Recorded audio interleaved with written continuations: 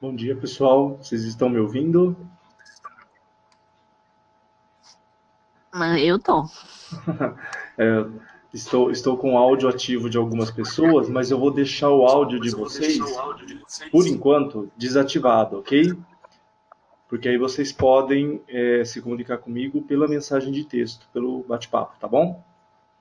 Porque senão todo mundo pode começar a falar ao mesmo tempo, aí vira uma torre de Babel, né? Bom, meu nome é Cristiano Natal Tonés e como vocês sabem, eu estou lançando pela Books, né, pela SBS, um livro de games na sala de aula. E é sobre isso que eu quero conversar com vocês hoje. Tem gente que não está me ouvindo? É isso?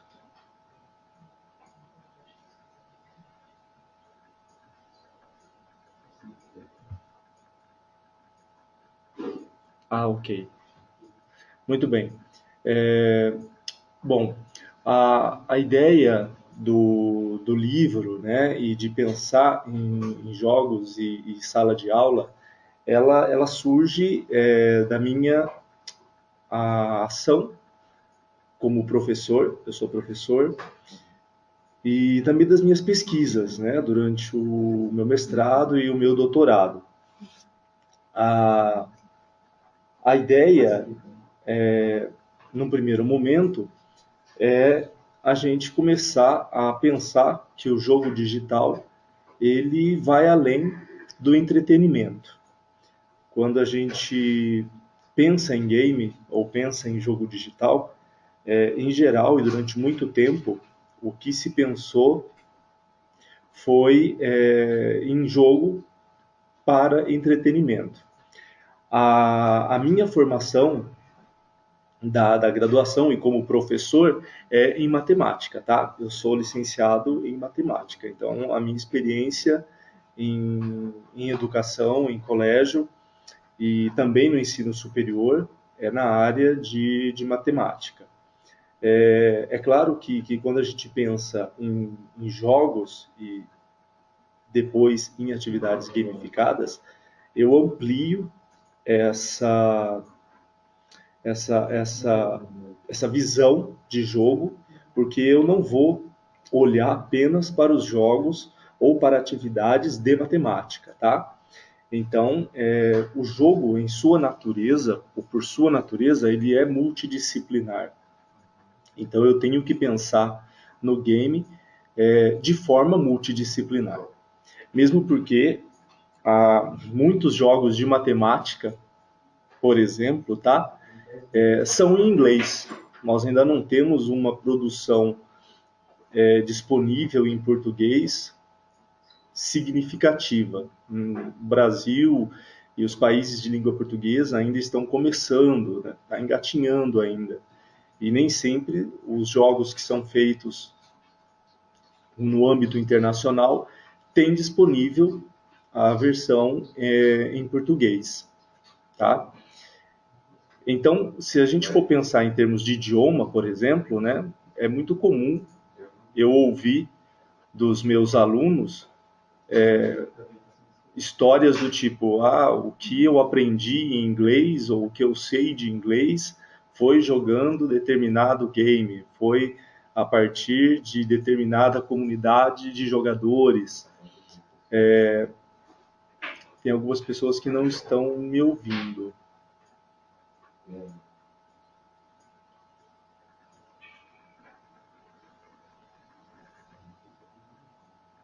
Nós estamos vendo por que algumas pessoas não estão ouvindo, tá? Mas enfim,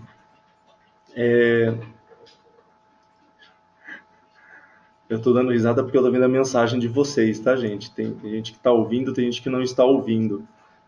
Então nós estamos aqui organizando melhor para que todo mundo possa ouvir, tá ok? Por isso que eu não estou parando de falar, tá? Tudo bem? Acho que agora normalizou. Certo. Bom, Ah, muito bem. Certo. Agora acho que todos estão me ouvindo. Enfim, como eu estava dizendo,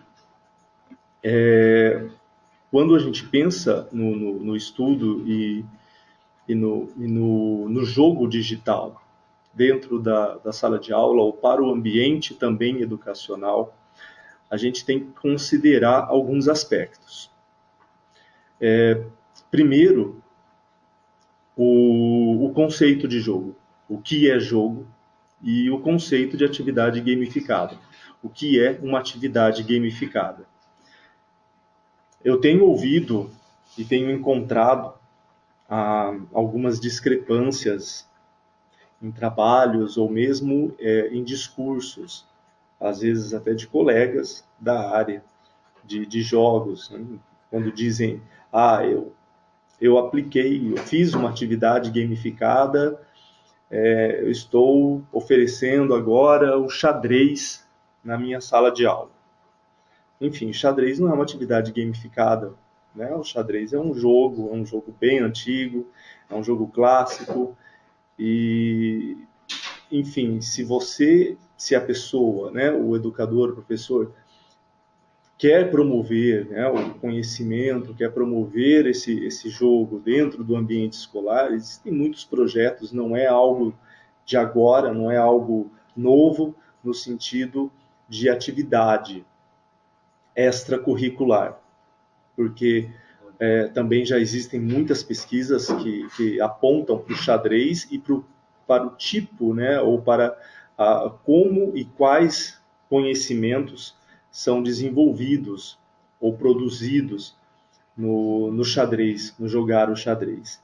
A questão é que um jogo ou um game, ele tem, é, ele tem características bastante marcantes, mas a principal delas, para mim, e talvez é o que eu utilize como principal ponto de diferenciação entre o game e a atividade gamificada, é a adesão. Ou seja, eu jogo ou eu entro em um game porque eu quero jogar, porque eu fui convidado, seja pelo jogo, ou seja por um amigo, ou seja por um grupo de amigos, enfim, o jogo é sempre um convite e eu entro no jogo por adesão, eu quero jogar. Então isso já me coloca em uma situação de abertura para esse universo, para o que esse universo vai me oferecer, para os desafios que ele vai colocar e para a forma como eu vou encarar os desafios nesse universo. Enquanto que a atividade gamificada pode ser chamada por alguns como jogo do prisioneiro, porque ela ocupa um espaço onde você não tem escolha. Eu preciso de uma atividade e não há escolha se você quer ou não fazer parte dela. Então, eu posso fazer essa atividade de uma forma mais leve, mais divertida, então eu posso gamificá-la, porém, você não tem escolha se você pode ou não fazer parte dela. A gamificação é utilizada em muitos processos seletivos, é muito comum durante um tempo, e alguns tipos de gamificação são chamados de dinâmica de grupo, atividades coletivas, enfim. E no fim é atividade gamificada. A atividade gamificada sempre tem ou deveria ter o propósito de mudar um processo, dinamizar um processo. Então eu faço o diagnóstico, né? Eu olho para um processo, vejo o que nele não funciona, ou consigo constatar o que nele está funcionando de forma negativa, e então eu proponho mudanças. E essas mudanças, para que sejam implementadas, podem ser feitas por meio da gamificação. Uma forma mais divertida, eu posso colocar elementos de jogos dentro de uma atividade que a priori não era um jogo. enquanto que o game, pelo game, pode ser jogado, e se não houver um processo de preparação, de planejamento e depois de diálogo, ele vai ser apenas um jogo. Então, ambas as atividades envolvem planejamento. Porém, no jogo, eu posso jogar e depois eu posso conversar sobre o jogo. Em geral, é isso que os jogadores fazem, né? Se nós formos reunir experiências em jogos, nós vamos encontrar que as pessoas ou os jogadores, eles falam sobre os jogos que jogam. É muito comum o diálogo, a conversa e as histórias, as experiências que a pessoa encontrou dentro do espaço oferecido pelo game. E é nesse sentido que eu penso o jogo digital ou o game no ambiente escolar, ou também para o ambiente escolar. Porque a gente começa, dentro desse modelo que eu apresentei, a romper com a ideia do professor como sendo o centro da aula. Porque se nós vamos jogar e depois vamos conversar sobre o jogo, então nós vamos ter diversas experiências do jogo. E isso vai ser no mesmo patamar. Então, o professor, jogador, o aluno, jogador. Então, somos jogadores. E nós vamos falar sobre nossas experiências. É claro que se o jogo tiver esse viés e de alguma forma ele tiver uma conexão, e é o que nós queremos, né? Uma conexão curricular, então é claro que o professor, ele vai ser o principal indicador do caminho dessa conversa. Então é o professor que vai organizar essa conversa, por meio de perguntas, por meio também das experiências que os alunos jogadores tiveram no jogo.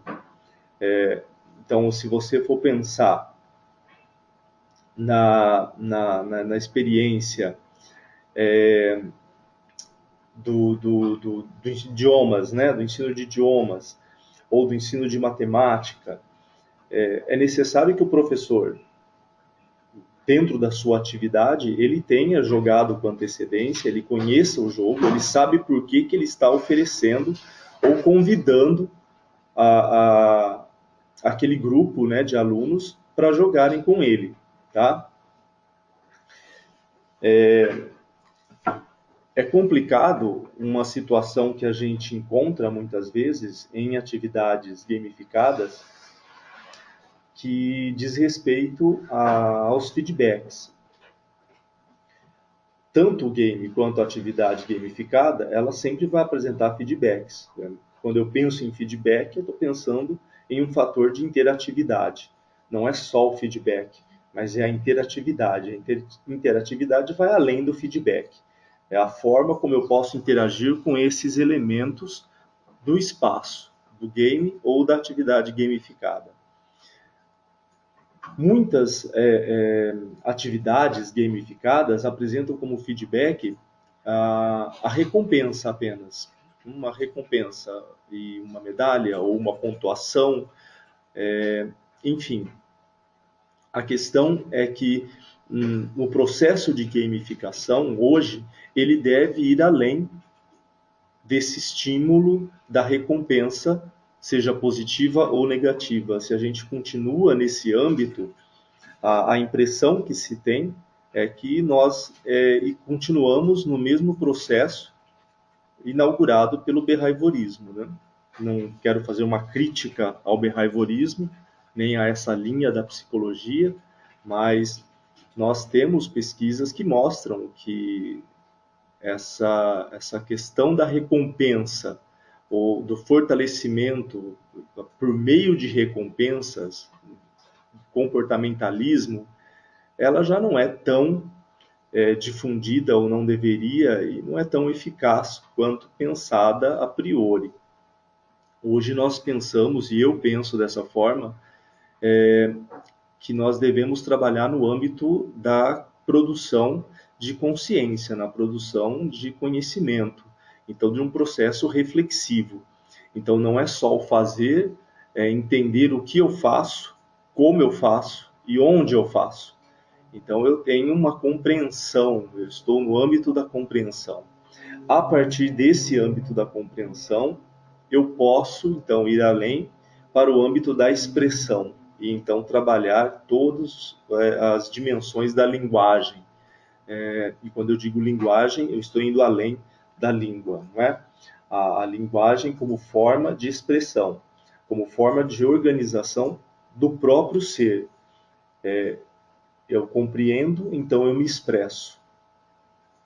Sem compreensão não há expressão, ou há uma expressão extremamente difícil de ser comunicada, o que muitas vezes é a realidade em algumas situações que nós, professores, vivenciamos no ambiente escolar.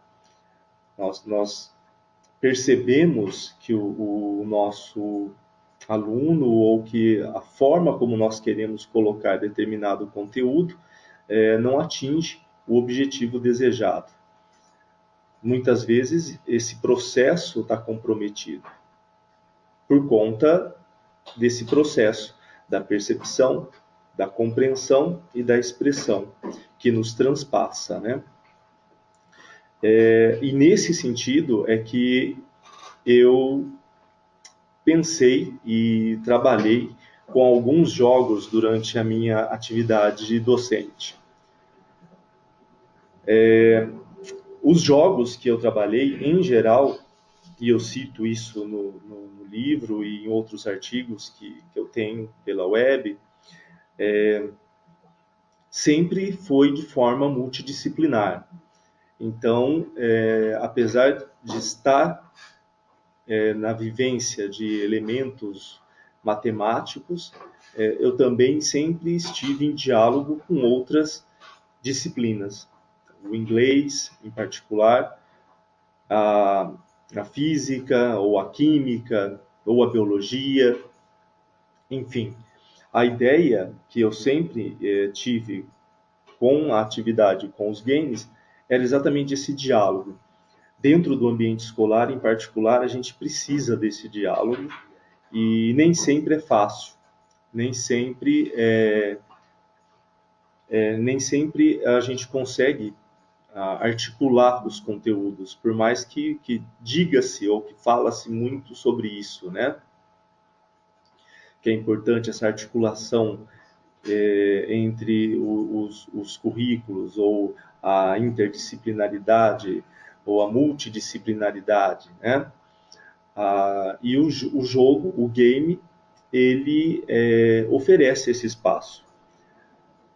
Agora, sempre é necessário, e isso é o que eu friso muito, não é porque é um game, não é porque é um jogo, ou é uma atividade gamificada, que não envolve ou que não implica em planejamento. Na verdade, aí é que implica mesmo num planejamento. Porque se você resolve usar, né, ou vamos jogar, eu ofereço um espaço na escola, na sala de aula, para um jogo, e esse jogo não foi jogado antes pelo professor, e não há um objetivo claro com esse oferecimento, esse espaço, e depois a conversa, a discussão, o que pode acontecer é que o jogo seja entendido apenas como uma distração, e pode acarretar em problemas, na verdade, né, dessa compreensão na finalidade.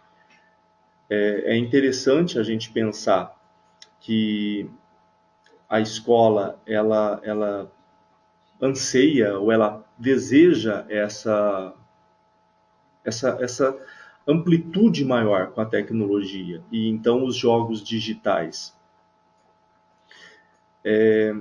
Nem sempre, né, as escolas elas possuem um espaço para isso.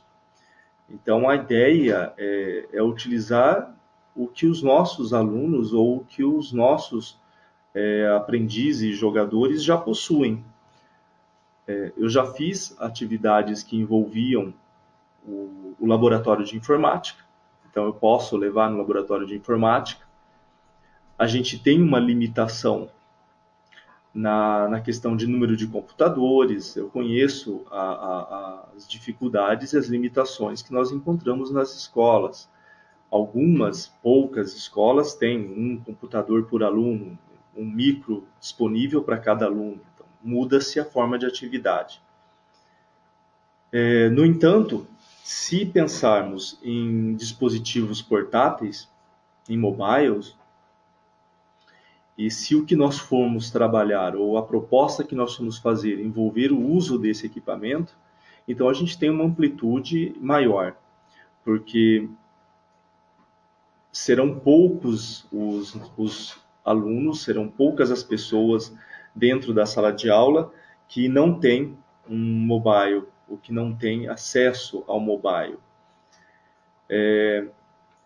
A última pesquisa, né, do IBGE mostra que até o final desse ano a gente vai ter no Brasil mais que o dobro de aparelhos celulares do que o nosso número de habitantes.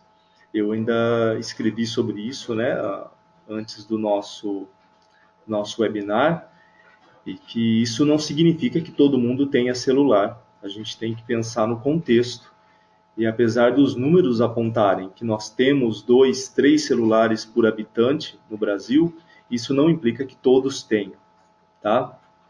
Agora, é interessante pensar que, como nós temos um número muito grande de mobiles, então é possível fazer atividades com os mobiles, tá? E nós temos uma diversidade muito grande de jogos e de atividades gamificadas. Algumas gratuitas, outras que são pagas, mas não são, não possuem preços exorbitantes ou tão fora de escopo ou de orçamento. Essa é uma outra questão que a gente tem que ter em mente também, porque a produção de games e a produção de atividades gamificadas, ela envolve um custo. Eu compreendo a dificuldade do ambiente escolar com o que diz respeito ao orçamento. Isso é evidente. Agora, é difícil também encontrarmos sempre games ou sempre atividades gamificadas gratuitas e que atinjam o nosso objetivo, ou seja, que ofereçam de fato um espaço ou que vão ao encontro do que nós queremos como espaço para reflexão, tá? Nós ainda não temos a cultura, né, de comprar e de pagar por jogos, mesmo que seja com uma qualidade ou com um viés extremamente interessante para a nossa atividade docente, tá? É algo que tem que ser pensado? Tem que ser pensado. É algo que tem que se refletir? Tem que se refletir. Quanto mais nós questionarmos os jogos e as atividades que estão presentes no momento, mais a gente vai estimular os desenvolvedores a irem além. E também nós temos a chance de, como nosso feedback, como professores, como educadores, para os desenvolvedores. Então, oferecer esse feedback a eles, olha, o jogo é legal, a atividade é interessante, porém, poderia ser feito tal alteração, o que vocês acham dessa ideia ou de outra, enfim. A questão é a gente oferecer também esse feedback para os desenvolvedores, porque às vezes a gente tem um espaço que é interessante, mas que poderia ser melhorado. E muitas vezes o nosso feedback, ou a falta do nosso feedback, é que não proporciona esse avanço. Tá? No final, né, quando nós fecharmos o nosso webinar, eu vou então poder ver algumas questões de vocês e então trocar algumas figurinhas com vocês, algumas experiências específicas, algumas atividades específicas que eu andei durante esse percurso de professor e de pesquisa realizando, tanto com alunos no âmbito da escola pública, quanto alunos na graduação, quanto formação de professores, tá? Enfim, a questão é que nós temos ou vivenciamos um momento onde a tecnologia ela se faz presente. E a escola, ela nem sempre oferece ou dá espaço para essa tecnologia. Então, a impressão que se tem, do ponto de vista dos nossos alunos, é que a escola está descolada do mundo dela, do mundo em que ela vive. E não é essa a ideia, não é esse o propósito.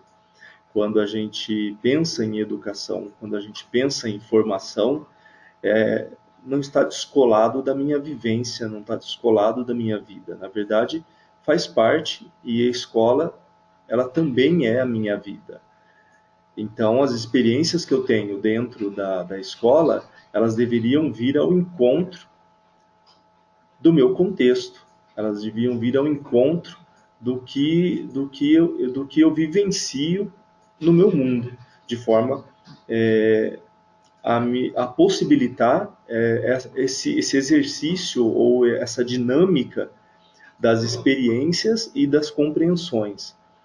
E a escola, ou a nossa formação, nosso letramento, colaborar para a nossa forma de expressão, como eu vou expressar isso, seja na língua escrita, seja na língua falada, seja em outro idioma. E aí nós sabemos, né, que muda-se o idioma, muda-se a cultura, muda-se o contexto, muda-se as expressões. E aí algumas reações que para nós, brasileiros, moradores de São Paulo, capital, podem ser consideradas naturais ou normais, nem sempre é para todos, né? Para todos do Brasil ou para todas as regiões do Brasil, tá? Então eu acredito que uma parte do que eu ofereço, né, com esse livro, Os Games na Sala de Aula, é um espaço para essa reflexão. Eu quero propor reflexões. Então, eu mostro uma série de atividades e de games, faço uma reflexão rápida sobre eles, porque também não tenho a intenção de esgotar esta reflexão. Na verdade, eu quero propor o início dela. E a partir dela, ir além, né? Então, podemos avançar. E também propor para o docente, para o professor, que ele se torne esse canal de feedback para os desenvolvedores, propondo novos desafios, propondo novos modelos. Algo que eu tenho presenciado em particular, como professor, é que quando a gente encontra um game, ou a gente pensa que encontrou um game, na verdade, ele é um quiz, ele é um questionário. É bom, é ruim? Eu não vou entrar numa discussão de valor no sentido moral, o que é bom ou o que é ruim.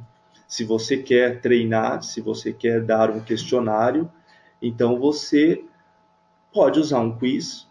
O Silvio Santos usava o jogo do milhão, não é? Deixa eu fazer um merchandising aqui do Silvio. O Silvio pode. E o jogo do milhão era legal, tinha audiência, tanto que agora é imitado por outros apresentadores, por outros programas, mas é um quiz. Que conhecimento está em jogo ali? Um conhecimento enciclopédico, não é?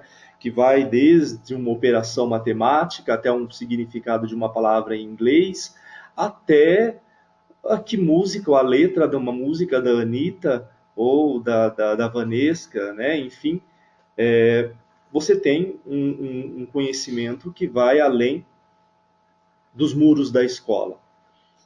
Agora, é o propósito. Se faz sentido, se está dentro do que eu desejo, então é bom. Agora, se o que eu quero é uma atividade reflexiva, se o que eu quero é um processo de diálogo, então é evidente que um quiz ou um jogo do milhão não vai atender os meus propósitos. Eu preciso de um espaço mais reflexivo. Então, por exemplo, vamos pegar um jogo bem conhecido, bem difundido, né?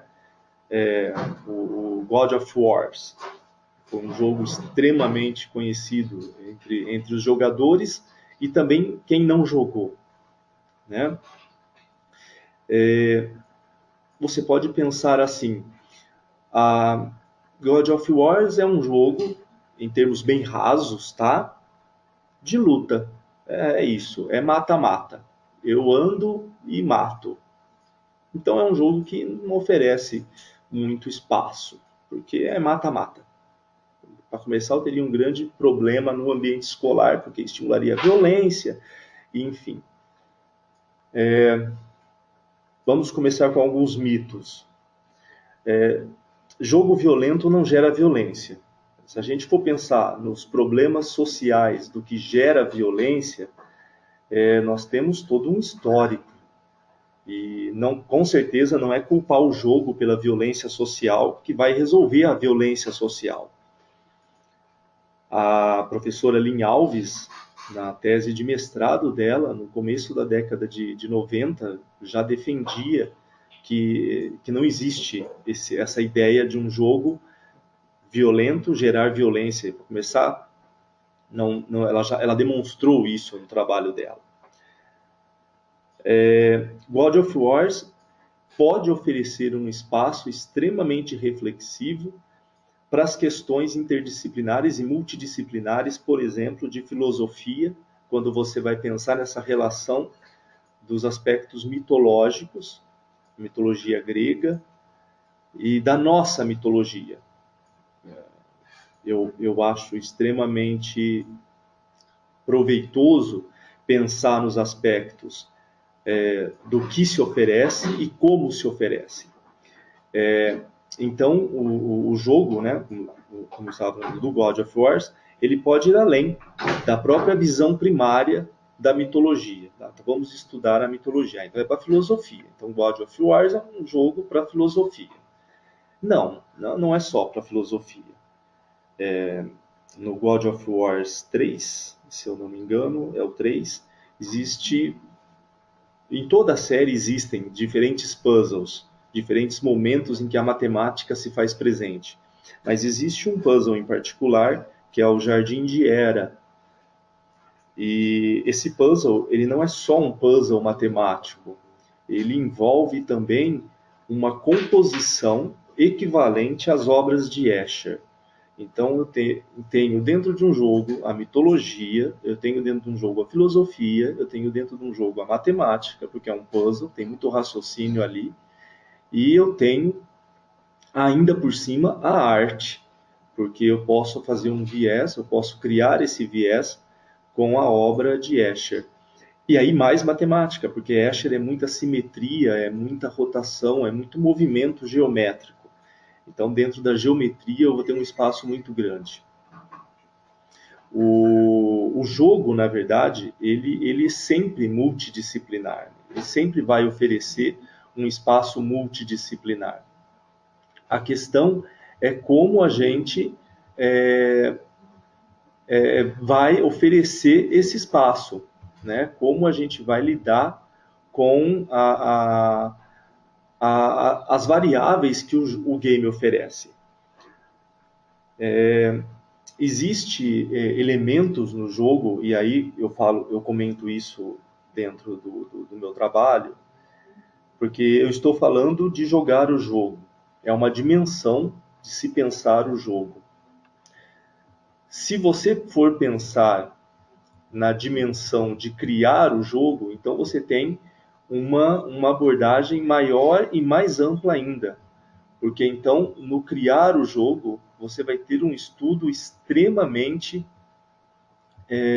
sofisticado e de áreas diferentes. Então, desde o concept art, né, desenhar e descobrir como vai ser implementado depois esse jogo. Então, o motor, né, a game engine e a animação, enfim, e o som. Então, todo o processo de efeitos sonoros, visuais.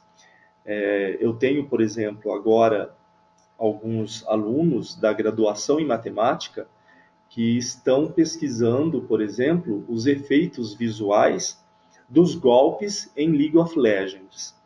Então, o que nós vamos fazer é um mapeamento dentro de um golpe, dentro de um efeito de um golpe em League of Legends, um mapeamento matemático, ou seja, como isso é gerado. Apesar de ser um estudo que vai oferecer para desenvolvedores um aspecto da mecânica do game, do ponto de vista da matemática é extremamente interessante, porque o que parece ser um efeito visual, por trás, na sua programação, tem muita matemática, tem muita física. E além disso, né, em particular para os alunos da matemática, então você encontra uma reflexão da matemática aplicada dentro de uma ciência voltada para os games, né, a ciência da computação. Eu usei um exemplo, né, mas eu poderia ficar aqui horas e falando de diferentes jogos e das diferentes dimensões que o jogo pode oferecer. A questão é como nós vamos colocar isso. Então tem que ter um objetivo claro. Tem que ter também a minha experiência. Então eu joguei, eu conheço, eu refleti, eu conversei com outros jogadores, e então eu posso pensar em como levar isso para o ambiente escolar. Lembrando que dentro do ambiente escolar nós temos aquela série de limitações que nem sempre nós temos controle sobre elas, né? Então, a grande dinâmica, ou talvez o nosso desafio como educador, como professor, seja lidar com essas variáveis mais orçamentárias do que de participação. Porque, em geral, quando a gente propõe ou faz o convite para um jogo, a resposta é positiva. Eu costumo, e as experiências que eu tive dentro de sala de aula, em um primeiro momento, antes de criar a cultura dessa reflexão com o game, é oferecer fora do momento oficial da aula. Então, em horários alternados, ou dialogando com a coordenação, com a direção, criando momentos onde esse convite pode ser aceito por um grupo de alunos.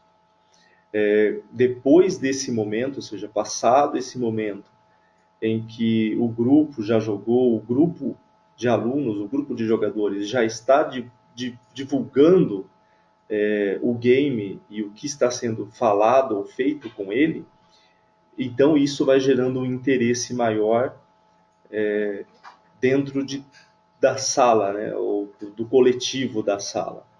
É complicado, eu diria que é complicado, não impossível, de você propor direto, sem que você primeiro produza a cultura do game, um game dentro da sala de aula. Você pode estar complicando um pouquinho a sua vida ali.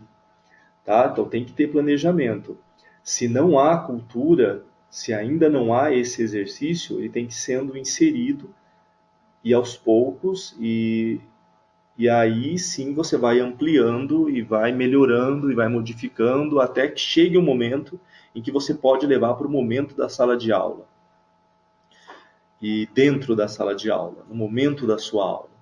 Eu cheguei a esse exercício, eu cheguei a fazer isso com algumas aulas, porém eu tive aí um tempo de preparação de 6 meses, oferecendo fora do momento da aula oficial e dialogando e tendo esse momento de reflexão com os alunos, e depois o próprio interesse dos alunos, né, levou a conduzir a atividade para o momento da aula, em horário oficial.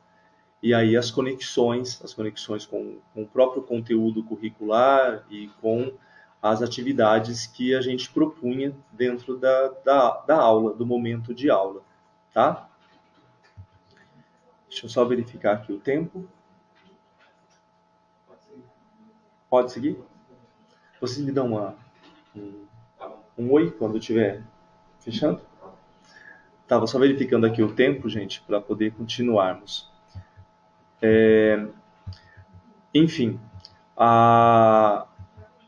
nós temos, né, uma outra dimensão, e aí é a dimensão que eu gostaria de chegar com vocês.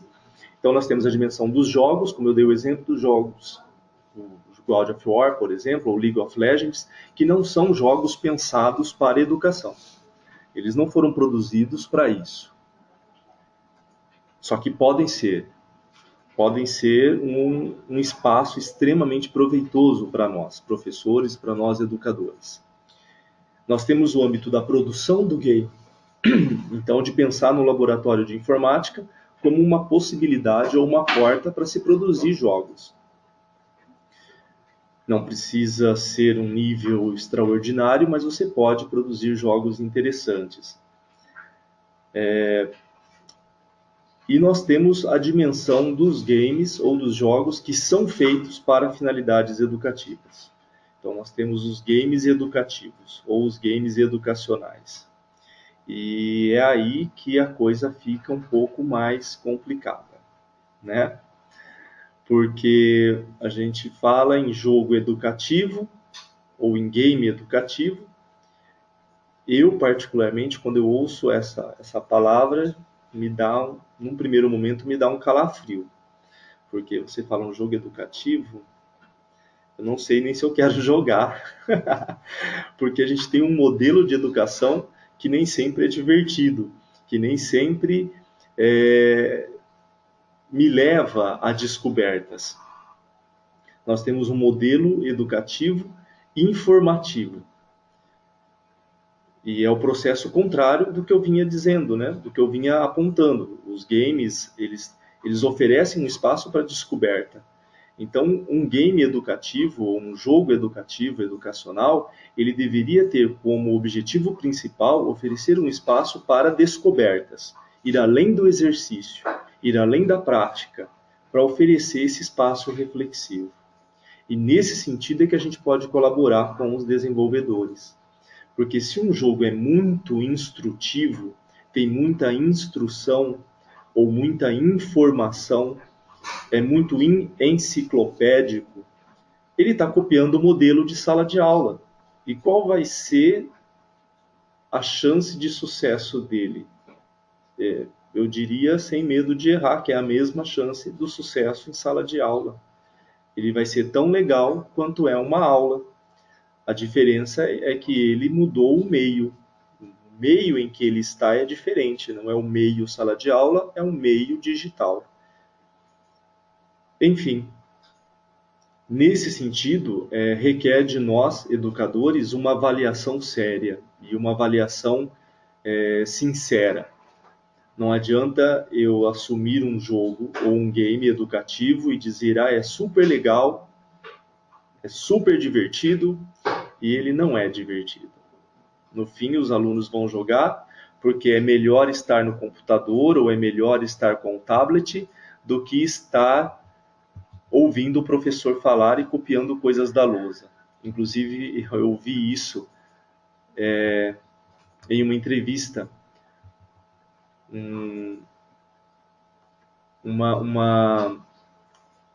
Uma plataforma muito famosa que está em São Paulo, e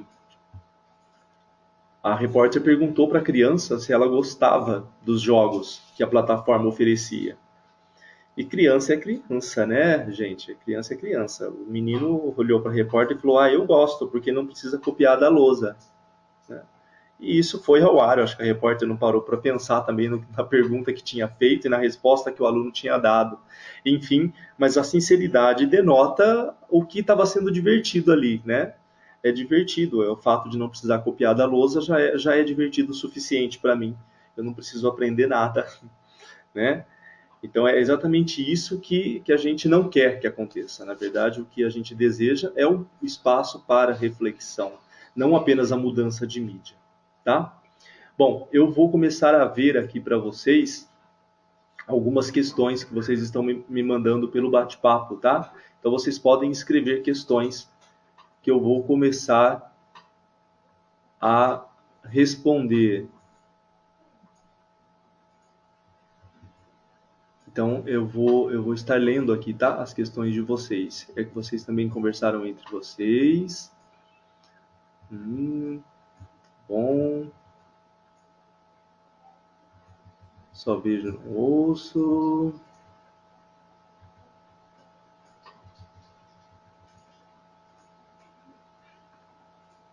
Um título das lúdicas. Exato. A Fernanda Coelho, né, fala que utiliza algumas atividades lúdicas em sala de aula. Quando a gente pensa no lúdico, né, ou na atividade lúdica, ela envolve esse planejamento, porque nós temos um objetivo. Eu me lembro a primeira vez que eu ofereci um jogo para os meus alunos, foi a série de jogos Myst, uma série um pouco antiga, talvez alguns conheçam, outros não, mas vale a pena pesquisar, tá? Uma boa parte desses jogos da série Myst já são livres, você pode fazer download, pode instalar gratuitamente. E Myst é esse espaço reflexivo. Então, eu tinha esse exercício com os alunos, de vamos jogar juntos, e uma vez por semana nós sentávamos e conversávamos sobre como eu passei aquele puzzle, como é que eu superei aquele desafio, como é que eu resolvi aquela etapa ou aquele nível, né? E um aluno do sexto ano, na ocasião, chegou até mim e perguntou assim: professor, exatamente o que o senhor está querendo com esse jogo? Né? Era um aluno, vamos dizer assim, mais voltado para a aula, né, para a sala de aula, no sentido de conteúdo, e ele também tinha dificuldade de enxergar o conteúdo dentro do game. A pergunta dele foi objeto do diálogo na nossa discussão semanal, porque então a gente escolheu um puzzle do game, e dentro desse puzzle a gente começou a conversar e a desvendar como que eu havia superado e que raciocínio eu havia utilizado, e chegamos de fato que existia ali um raciocínio matemático, então existia matemática ali, só que ela estava por trás do jogo, ela precisava desse exercício. A pessoa que joga, ela supera, ela passa, ela avança, e nem sempre ela tem consciência de todos os processos que estão envolvidos. Sem o diálogo, sem esse momento de reflexão, vai ser o jogo pelo jogo, o jogo só como entretenimento, o que é o objetivo final do jogo. Mas como professor, a gente está colocando outros objetivos, né? A gente precisa olhar para isso. Potencial. Sim. Eu apresento no livro, pessoal, e não é fazer propaganda, mas já fazendo propaganda, tá? Porque na verdade eu fiz uma, uma revisão de vários games antigos e games atuais e dos potenciais que eles podem oferecer para diferentes disciplinas. Então, para biologia, para física, para química, para idiomas, para inglês, espanhol, enfim, para matemática, claro, não ia fugir, né? Eu ia deixar de puxar também a sardinha para minha brasa ou a brasa para minha sardinha. Mas, enfim,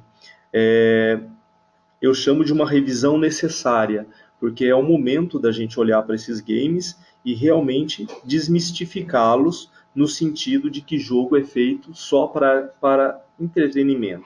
É também, e é legal que seja.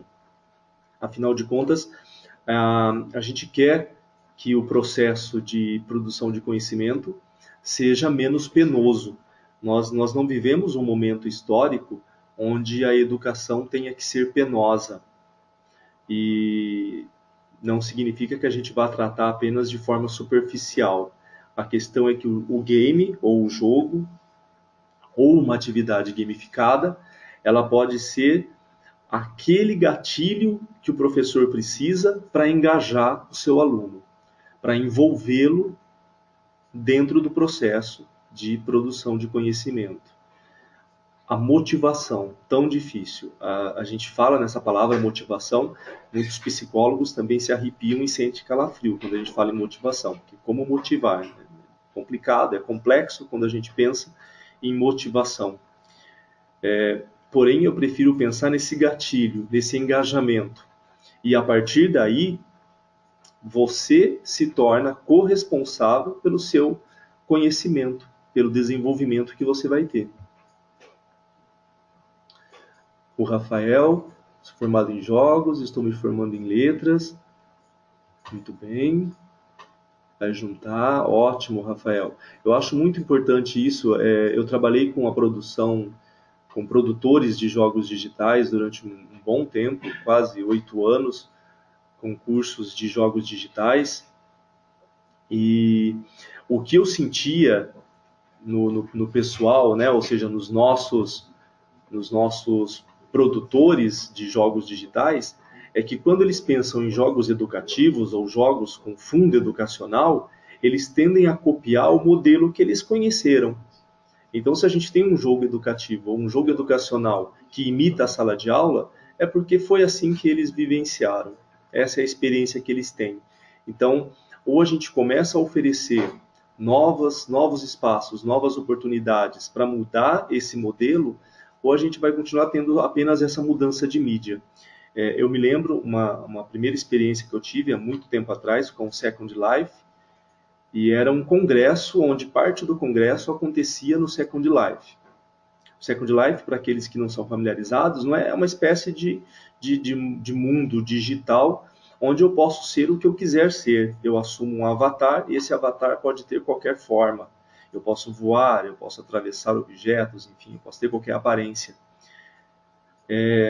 No entanto, o congresso acontecia e o auditório era um auditório, era uma cópia de um auditório como nós o conhecemos.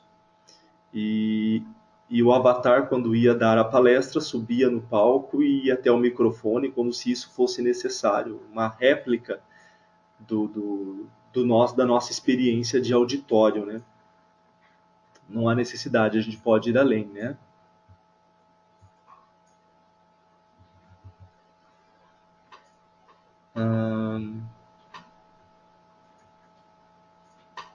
Sim, a Cíntia fala dos jogos para idiomas. Sim, os jogos para idiomas, você tem uma gama muito grande, né?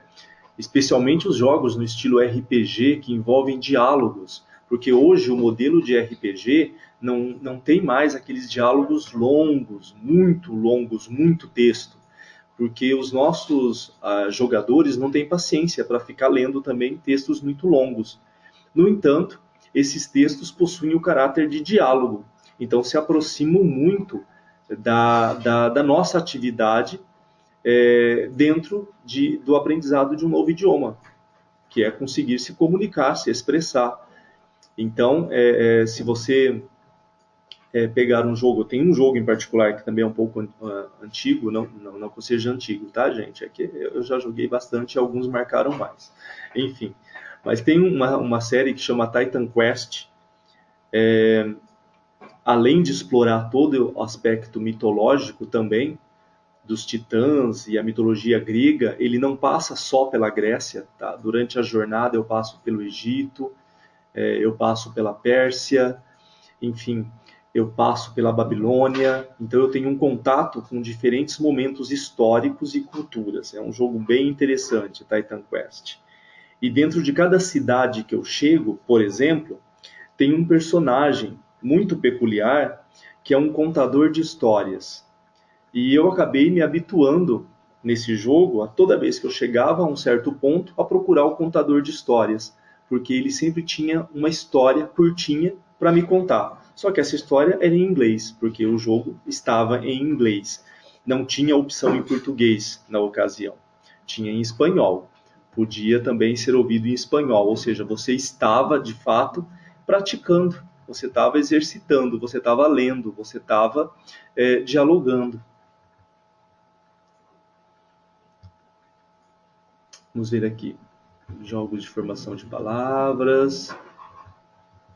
Uhum.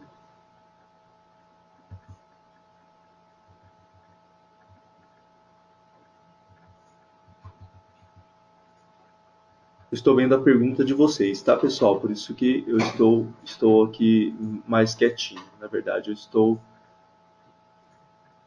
lendo as questões e procurando, porque vocês também conversam entre vocês, claro, né? Não quero que vocês fiquem quietinhos aí.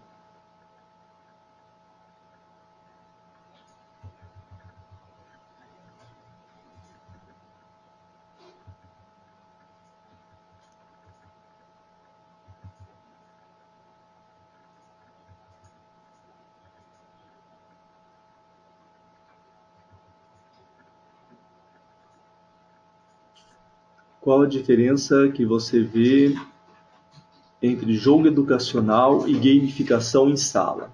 Tá? Essa é uma pergunta bem legal. Não que as outras não sejam, tá? Todas são. Mas, enfim. Ah, eu acredito que a principal diferença entre um jogo educacional e a gamificação em sala de aula, ela está na forma como o processo vai se desencadear.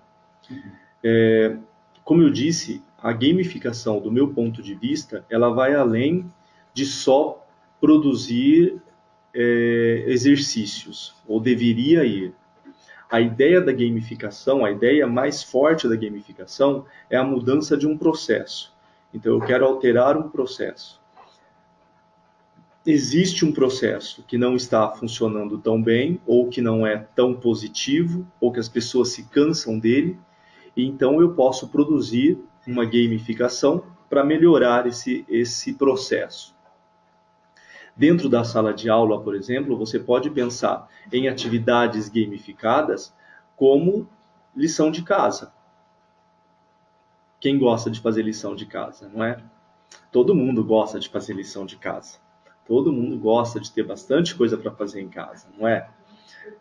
Só que não, né, gente? Infelizmente não é a realidade. Só que se tiver gamificado, isso pode melhorar, isso pode ajudar. E é claro que esse processo de gamificação ele envolve um feedback instantâneo. Então, o jogador, né, ele tem a resposta no sentido de que quantos pontos fez ou o que ele está avançando ou o que está sendo liberado para ele a partir de uma certa pontuação de imediato. Então ele não tem que esperar, não é, até a próxima semana para conversar com o professor, para ver como é que ele foi na tarefa, ou para fazer ou não, né? Os jogos educacionais, particularmente os jogos que eu tenho encontrado com esse título, tá? Como jogo educacional, em geral é bastante instrutivo. Ou seja, é um jogo, em geral, linear, progressivo, e onde a prática pedagógica, ou seja, os fatores pedagógicos, eles se sobrepõem ao game design. Então você pode ter um jogo, por exemplo, que trabalha a questão da relação entre vírus, bactérias, o Plague Inc., né? Que é um jogo onde você assume uma infestação global. Então você escolhe o que você quer ser, então você pode ser um vírus, você pode ser uma bactéria, e você começa um processo de contágio. Então você tem um jogo simples, porém extremamente complexo no que diz respeito às reflexões que podem ser feitas, o Plague Inc. Ele pode ser educacional, não foi pensado para isso, mas através dele eu entendo o processo em que os vírus e as bactérias se dispersam, né, ou evoluem.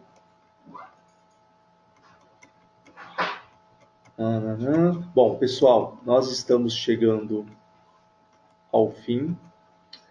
Passou rápido, né? Eu vou deixar o meu contato, o meu e-mail para vocês. Eu fico à disposição. Caso vocês queiram entrar em contato, eu posso passar sugestões. Muita gente perguntando, né? Sugestão. Nós não temos tempo, né? E para eu também ficar dando sugestão para todo mundo que está pedindo, enfim. Mas eu posso fazer isso via e-mail, tá? E farei. Então basta escrever para mim que eu envio para vocês o link ou as sugestões, tá bom? E, novamente, sem fazer merchandising, já fazendo merchandising, também tem nosso livro, onde eu dou bastante sugestões. Então, também tem lá muita coisa e a forma como eu aponto, tá? Para que pode ser utilizado e como pode ser utilizado. Aqui estamos mostrando, tá? Aqui é o livro, tá bom? Não é muito grosso, gente, ó, rápido de ler, né? Nós não somos da geração que tem preguiça de ler, mas ó, também não tá grosso, então dá para ler. Tá bom? Muito obrigado pela participação de todos. Aguardo o contato de vocês e eu também estou em contato com o pessoal da SBS, enfim, um pessoal parceiro. Então, você também pode entrar em contato com eles, que eles encaminham para mim, tá ok? Tenham um excelente dia e vamos jogar e nos divertir bastante. Um beijo a todos.